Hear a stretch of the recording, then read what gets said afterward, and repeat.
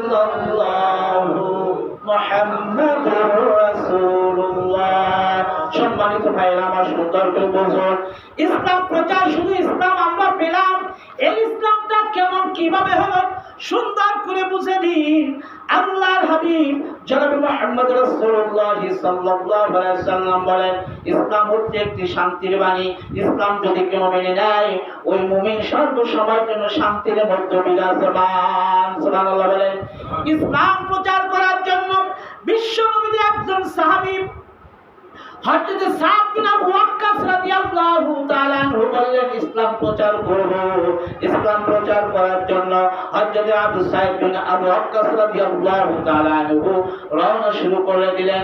সাথে ছিল ৬০,০০০ সৈন্যবাহিনী। কয় হাজার? ৬০,০০০ সৈন্যবাহিনী। আফ্রিকার জঙ্গলের যে প্রেসিডেন্ট ছিলেন, ওই প্রেসিডেন্ট ইসলামের দাওয়াত পায় নাই কিংবা ইসলামকে গ্রহণ করে নাই, কিন্তু এই সাদ বিন আবু ওয়াক্কাস রাদিয়াল্লাহু তাআলা আনহু বললেন, ইসলাম প্রচার করতে হবে। ও আমার সঙ্গী সাথীরা, বলো তোমরা কি যাইতে রাজি? এই আফ্রিকার জঙ্গলে তোমরা কে কে যাইবা?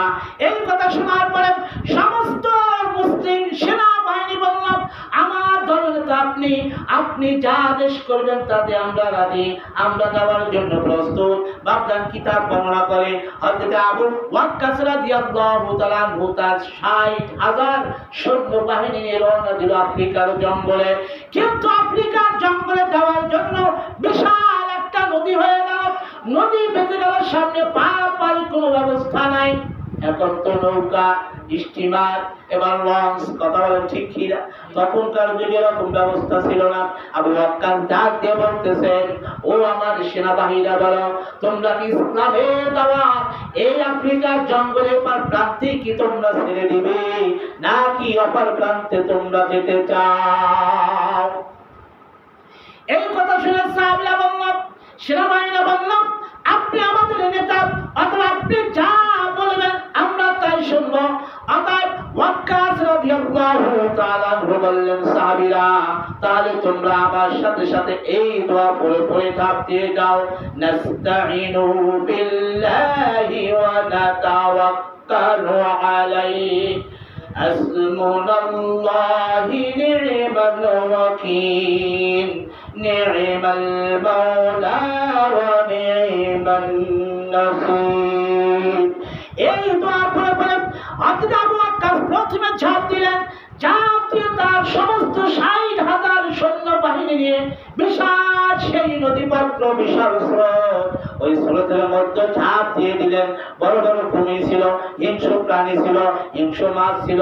কিন্তু কিতাব বর্ণনা করে হযরত আবু ওয়াক্কাস যখন তার সেনাবাহিনী নিয়ে পার হলেন, ৩ দিন ৩ রাত্র সময় লাগছে। এবার বুঝুন কত বড় লম্বা সেই নদী।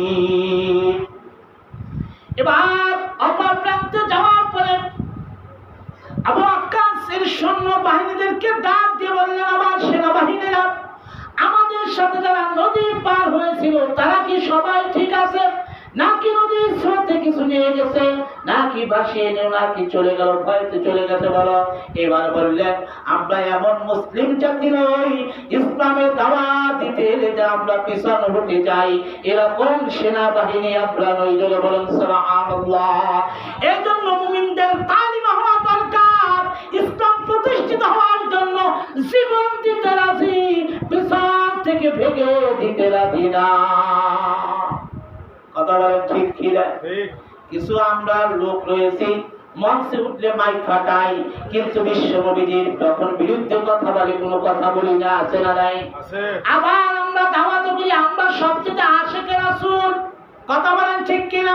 অথচ রাসূলের বিরুদ্ধে কথা বলা হয়, কথা বলে না।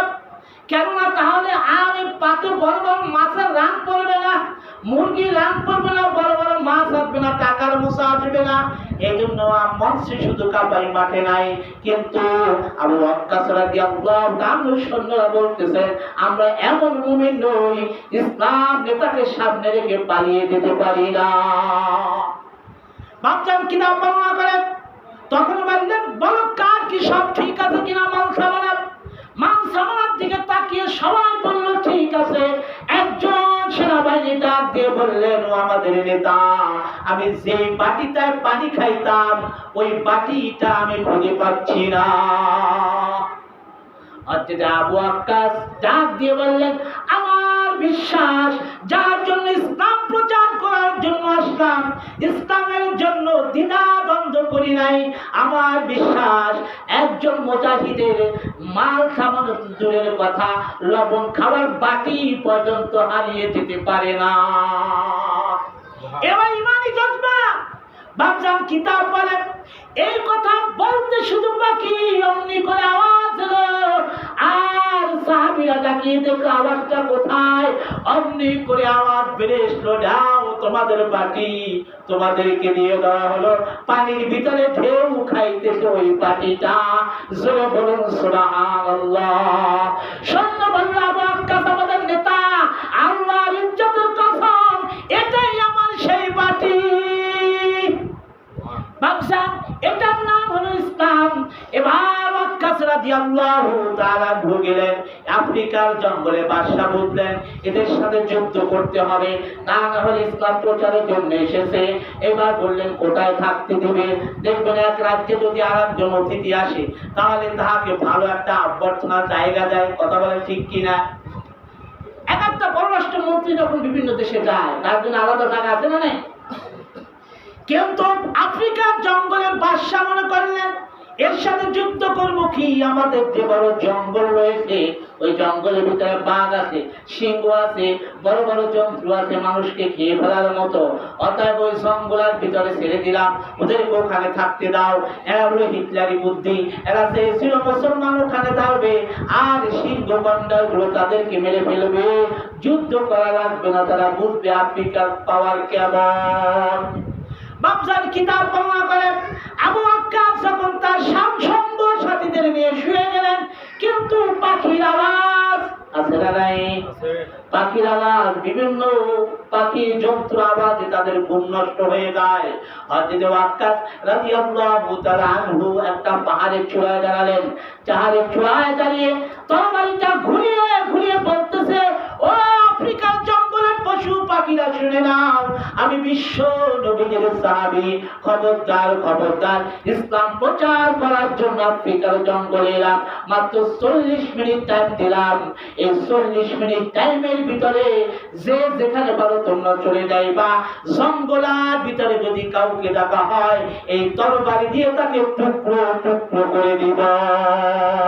লা ইলাহা ইল্লাল্লাহ, লা ইলাহা ইল্লাল্লাহ, লা ইলাহা ইল্লাল্লাহ, লা ইলাহা ইল্লাল্লাহ, মুহাম্মাদুর রাসূলুল্লাহ সাল্লাল্লাহু আলাইহি ওয়াসাল্লাম। যখন আব্দুল ওয়াক্কাস এই কথা ঘোষণা করলেন, বাপজান কিতাব বর্ণনা করা হয় তখন এক একটা সাপের লাইনে সাপ লাইন ধরেছে, বাঘের লাইনে বাঘ এবং সিংহের লাইনে সিংহ, এক একটা প্রাণী এক একটা প্রাণীর দিকে রূপ চলল। আর যে পাখিগুলো বাচ্চা নিয়ে এসেছিল, যার যে বাচ্চাগুলো মুখে নিয়ে নিয়ে জঙ্গল ত্যাগ করেছিল। সুবহানাল্লাহ। আফ্রিকার জঙ্গলে লোকজন বলল, ব্যাপারটা কি? জঙ্গলের ভিতরে নাকি আগুন লাগছে, কারণটা কি বুঝলাম না, কি কারণে জঙ্গল থেকে এই জানোয়ার গুলো বেরিয়ে যাচ্ছে, আমরা এত কষ্ট করে আমরা সাহস পাই নাই, আর কি কারণে বেরিয়ে যাচ্ছে? আফ্রিকার জঙ্গলে রাজা পাঠিয়ে দিলেন তার সেনাবাহিনীদেরকে, দেখো তো আজকে আফ্রিকার জঙ্গলে কি হলো, বাঘের লাইনে বাঘ, সিংহের লাইনে সিংহ, পাখির লাইনে বাঘ, পাখি যাচ্ছে ঠিক কিন্তু যার যে বাচ্চা মুখে নিয়ে তারপর জঙ্গল ত্যাগ করতেছে কেন? বাচ্চার কিতাব বর্ণনা করেন, সৈন্যবাহিনী এসে দেখতেছে আবু ওয়াক্কাস সহ সমস্ত সাহাবীরা ঘুমিয়ে আছে, কোনো আওয়াজ নাই, নিস্তব্ধ। যে জঙ্গলের ভিতরে মানুষ থাকতে পারে নাই, পাখির আওয়াজে সর্বসময়ের জন্য ব্যস্ত ছিল। আজকে সেই জঙ্গলের ভিতরে কোনো আওয়াজ নাই, কোনো শব্দ নাই। আবু ওয়াক্কাসের অবস্থা থেকে বলতেছেন কারণটা কি? যখন আফ্রিকার জঙ্গলে বাদশা সেনাবাহিনীদেরকে পাঠিয়ে দিলেন, এবার তারা দেখতেছেন ৬০,০০০ সৈন্য নিয়ে আবু ওয়াক্কাস জঙ্গলের ভিতরে আরামসে ঘুম দিয়েছে। বলুন সুবহানাল্লাহ। সেনাবাহিনী অবাক হয়ে গেল, কি ব্যাপার? সেইখানে আমরা জীবিত দাঁড়াতে ভয় পাই, এ আবার কেমন লোক যারা ঘুমন্ত অবস্থায় আছে, আর জীব জানোয়ার গুলো যার যারা লাইনে ধরে চলে গেল। এবার খবর গেল, বাদশা বললেন কি ব্যাপার? বললেন হুজুর তাজ্জব কাণ্ড। বলে কি? বলে কি দেখলা তোমরা? বলে আর কোনো কারণ নাই, আগুন লাগে নাই, আফ্রিকার জঙ্গলে আগুন লাগে নাই, আগুন লাগতে দেখি নাই, তোমরা কি দেখেছো? এবার বললেন বাদশা শুনুন, আমরা গিয়ে দেখলাম আফ্রিকার জঙ্গলের ভিতরে ৬০,০০০ সৈন্য যেন মাথায় টুপি আর আল্লাহর নূরের চেহারা নিয়ে যেন শুয়ে আছে, আর বাগান নিস্তব্ধ, কোনো আওয়াজ নাই। হযরত আবু ওয়াক্কাস যখন ঘুমিয়ে রইলেন, এবার বাদশাকে বললেন, বাদশা হুকুম করুন, আর কিচ্ছু দরকার নাই, ঘুমিয়ে আছে, কাম শেষ। কথা বুঝেন কি বলেন নাই? বলতে এই তো সময়, আর কোনো কিছু দরকার নাই, যুদ্ধ লাগবে না, মারামারি লাগবে না, কাটাকাটি লাগবে না, ঘুমাই যাস, কাম সারাই হারাই। কিন্তু যারা বাচ্চা তাদের মাথায় জ্ঞান আছে না নাই? আছে। বাদশা ডাক দিয়ে বলতেছে, ও আমার সেনাবাহিনীরা শোনো, যাদের ভয়তে জঙ্গল থেকে সবচাইতে ভয়ানক বস্ত্রগুলো যদি জঙ্গল ত্যাগ করে যাইতে পারে, তারা কি মনে করতো ঘুমিয়ে আছে? ওরা ঘুমায় নাই, দেখতেছে কেমন কি অবস্থা দেশের হাল। সুবহানাল্লাহ। ওরা দেখতেছে না তো ঘুমায় নাই। এই জন্য ও মুমিন মুসলমান, ইসলামিক জজমান আলোক নিস্তব্ধ থাকলে বুঝবা না, এ কিছুই বুঝে না। কথা বলে না ঠিক? ইসলামের জাননেওয়ালা লোক যখন চুপ থাকে, মনে করবা না ও বুঝি পাগলের মতো কি কয়। কথা বলে ঠিক কিনা? বাচ্চারা আফ্রিকার জঙ্গলে বাদশা বললেন, ওরা ঘুমায় নাই, তোমরা কি করতে চাও? যুদ্ধ করবে, পারবে না, ওদের কৌশলে ফেলাবে, পারবে না, তাহলে কি করবো বাদশা, আপনি হুকুম দিন। এবার বাদশা বলে দিলেন, আর কোনো কথা বলার দরকার নাই, ওদেরকে সমাধান করে আমার রাজ্যে মেহমানখানায় বসিয়ে দাও। সুবহানাল্লাহ। তার কারণ দেখি আপুসে কি হয়, কি কারণে আসছে, কারণটা কি? এদের টার্গেট ছিল মনে হয় আমার রাজ্য কেড়ে নেবে, আমার ক্ষমতা কেড়ে নেবে। এই জন্য বুঝি আবু ওয়াক্কাস এসে আমার ক্ষমতা থাকবে না, এই কারণে বুঝি আজকে আফ্রিকার জঙ্গলে ফিরে এসেছে। দেখি কি বলে তার কথাগুলো শুনে। এই জন্য বর্তমান দুনিয়াতে কেউ মনে করবেন না কোরআনের হক কথা বললে বুঝি আপনার ক্ষমতা ছিনিয়ে নেবে, কোরআনের হক কথা বললে বুঝি আপনার রাজ্য কেড়ে নেবে, কোরআনের হক কথা বুঝলে বুঝি আপনার উপর আঘাত করবে না। ইসলাম কখনো জানলে যদি হকপন্থী হয়, ওই ব্যক্তি কখনো কাউকে আঘাত করতে পারে না। বাচ্চা আমার এবার আবু ওয়াক্কাসের কথা শুনে বললেন, যখন মেহমানখানায় বসিয়ে দিলেন, আবু ওয়াক্কাস দাঁড়িয়ে বললেন, ও বাচ্চা শুনুন, আমরা মারামারি কাটাকাটি হানাহানির জন্য আসি নাই। এটা ধারণা ছিল না তাদের যুদ্ধ লেগে যায়।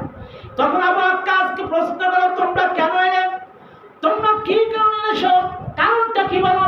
আবু ওয়াক্কাস দাঁড়িয়ে বললেন, বাদশা শুনুন, আমরা আপনার ক্ষমতা ছিনিয়ে নেওয়ার জন্য আসি নাই, কাটাকাটি মারামারি হানাহানির জন্য আসি নাই, এইখানে কালিমার দাওয়াত পৌঁছে নাই, সত্য ধর্ম কালিমা, ওই কালিমার দাওয়াত পৌঁছে দেওয়ার জন্য এসেছি। সুবহানাল্লাহ। এবার দেখলেন বাদশা দেখলেন আবু ওয়াক্কাসের ব্যবহার, সমস্ত সাহাবীদের ব্যবহার গুলো দেখে তারা বললেন, এটাই সত্য ধর্ম, যে ধর্মের ভিতরে মিথ্যা নাই।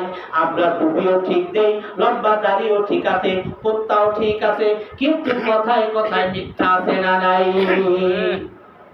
বাপজান আমার, আবু ওয়াক্কাসের কথা শুনে আফ্রিকার বাদশা বললেন, ও আমার সেনাবাহিনীরা, শুনে নাও, কে মানবে না সেটা তোমার ব্যক্তিগত ব্যাপার।